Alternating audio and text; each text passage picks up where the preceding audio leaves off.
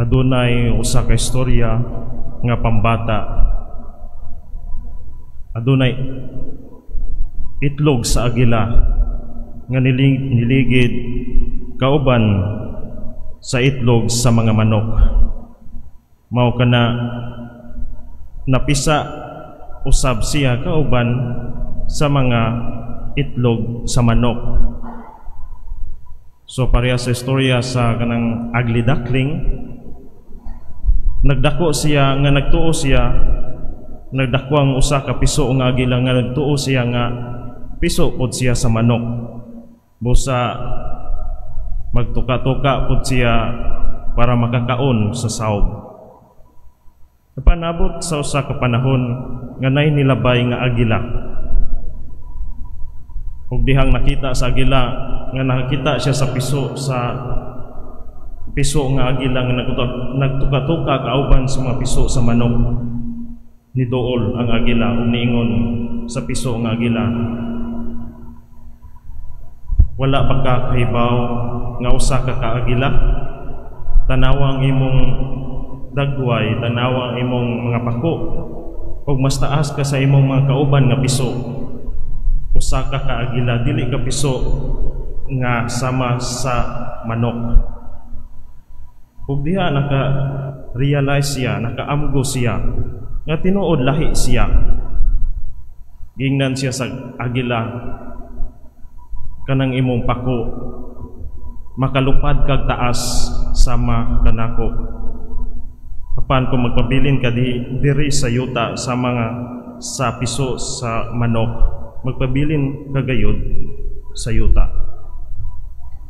My dear brothers and sisters, mga kaigsunan ko ni Kristo, mauusab kita sa atong ebanghelyo karon naghisgot nga kung magpasidungog kita sa tingog sa Amahan, mag-alagad kita kaniya, dinha nato ma-realize nga anak gyud kita sa Ginoo.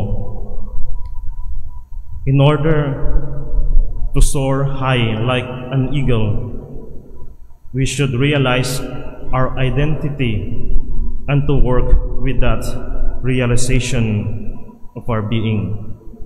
Sa atong sakramento sa baptismo, usag-usa ka nato nahimong mga anak sa Dios. Apan ang pag-anak sa Dios mao kanang atong identity, pero ang pagbuhat mao kanay rescue. Ang pagbuhat sa iyang kabubuton, dili man kailang naatay murag certificate sa baptism, anak nata sa Dios tinuod na, apan kinahanglan gayud ang buhat, the works.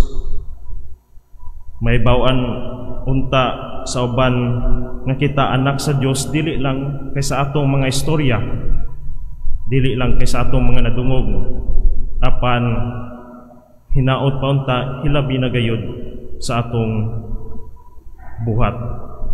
And so therefore our gospel challenges us today to lessen or to diminish the gap of our words and works. Kasagaran o kadaghanan magyud sa atoa tinuod magsigig simba, apan kining pagsimba ang mga wali sa pari matouch gayud kita, apan paggawas ra sa simbahan maurang gihapon wala ta mausab, makasasala gihapon, kusog gihapon mamalikas, wala tay good example sa gawas sa simbahan. Murag yun na screen sa simbahan nga santos kayo tanawon, santos kayo paminawon, apan inigawas mawala tong pagkasantos.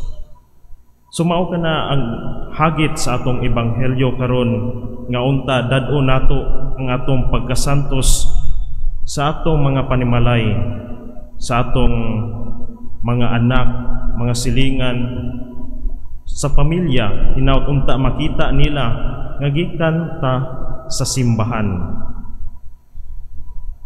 And so therefore sa pagbadayon nato niining santos nga misa, magampo kita sa atong mahal na Berhen sa regla, the woman par excellence, ang unang disciple sa atong Ginoong Hesukristo. Siya gayud ang unang nag-ingon og yes, fiat, sa pagsunod sa iyang kabubuton. Amen.